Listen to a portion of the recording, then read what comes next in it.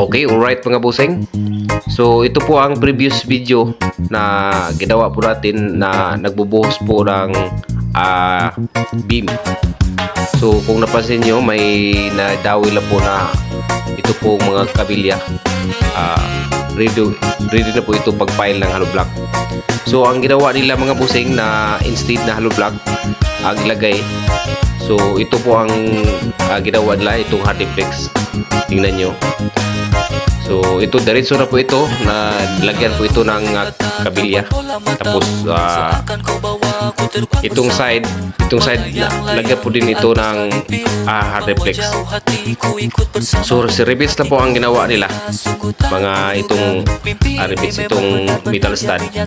Tingnan nyo, dyan po i-rivets ang dito na side na hardiplex. Okay? So pagkatapos nito, mag-ibubuhos nila. So ito pong kabilya, yan nyo, itong dowel, ready po ito pang sa slab, sa flooring. Okay? So tingnan nyo mga boss, para mayroon kayo idea kung sakali. Take note po mga boss, ito pong project na to, hindi po ito bahay. Ito po ay isang stall o parentahan lang po. So tingnan nyo itong mga kabilya, nakalata na po ang kabilya. So tingnan nyo, ito po may tubo. Okay? So ito, lagyan na po ng kabilya. Tapos pag nalagyan na ito pong itong side na hardiplex, ito diretso na po ito buhusan. So diretso na, hindi na po kayo magpinising. So sa mga may magpintura, retouch na lang. Susundan nyo yung video nito mga boss, para paano binuhusan, para mayroon kayong idea kung sakaling mayroon kayong ganitong project na itong pangrentahan lang, pang stall lang ito mga boss, para pang renta, kung sino magrenta dito. Okay? So panoorin na nyo ito mga boss para mayroon kayong idea. So hindi na kami nag-file ng hollow block, hindi na sila nag-file ng hollow block mga boss, instead ng hollow block. So diretso na po ito, buhos. Okay? So nakalata na po ang itong mga metal stud.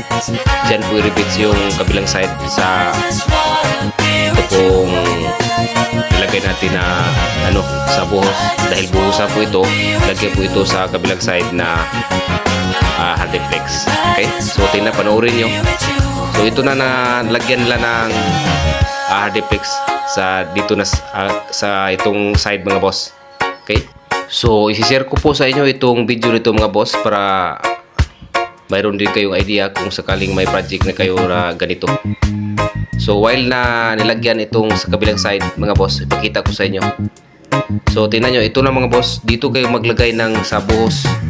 So hindi na maglagay, hindi na nag-file ng hollow block, at diretso ito buhos mga boss. So tingnan nyo. So pagkatapos mabuhusan itong sa loob, itong dito, so itong hardiplex hindi na po ito tanggalin. Okay? So yung nagpipintura o sa nagpintura, retouch lang po dahil hardiplex marinis na po yan. Okay? So ganito po ang kanyang itsura mga bossing. Okay? So sundan nyo ito mga bossing, kung paano binuhusan, para mayroon kayong idea kapag mayroon kayong project ganito. Okay? So hindi na kita so hindi na nagpa-file ng block. Okay?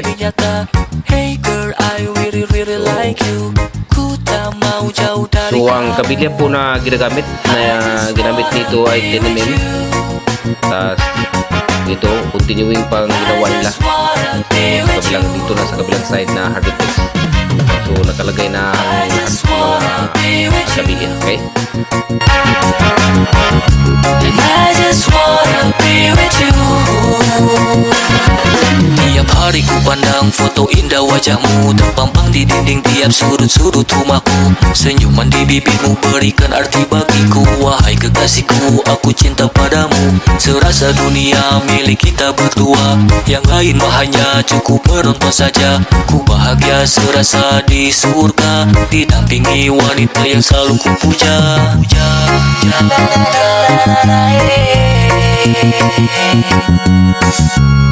So ito po ang view sa kabilang side. Itong kabilang side mga boss, tinanggal yung yung forma sa beam.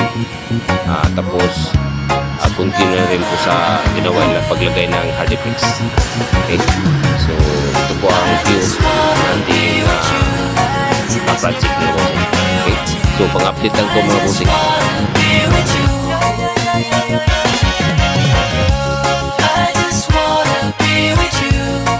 So ito naman ang view ng sa kabilang side. Okay. So pang-update lang ito mga busing.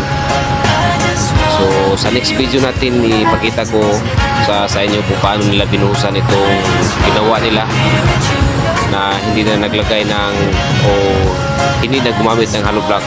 At ito naman hindi na lang nakalatad na yung kabila, tingnan nyo para po sa beam para maisa lang po ang pagbuhos. Okay. So sa next video sa buhos ipakita ko sa inyo para meron kayo idea itong ginawa nila na hardiplex instead na mag-file ng hollow block. So ito ang kanyang ginawa mga bossing.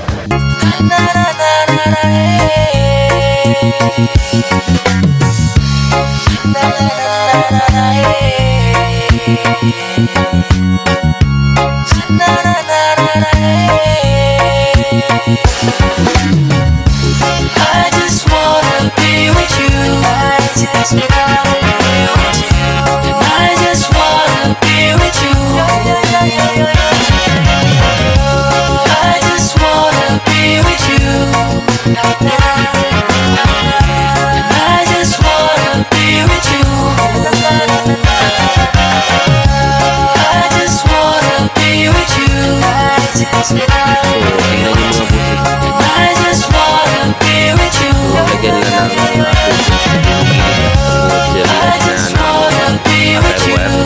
para pagbuhusan ng semento, hindi po ito masyad o ano bang tawag dyan.